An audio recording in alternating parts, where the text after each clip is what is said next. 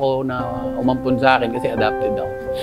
Siyempre, mga kapatid ko, sino mo naman ang mangungonsinti sa taong kain tulog na nga lang, puro problema, may kakatok yung pulis. Si Jobert po, may kaso, di ba? Naman, di ba? At dumating yung panahon din na ayoko na rin maging pabigat. Ako na mismo yung lumayo. Sa jeep ako tumira 2 taon. Ang jeep, lumang jeep ng kaibigan ko. Nakaparada lang doon? Parada lang doon, nilagyan ko ng kumot, yung kutso na, nag-iisang maliit na kutso, nilagay ko doon. 2 taon ako nakatira doon. Paano ako kumakain?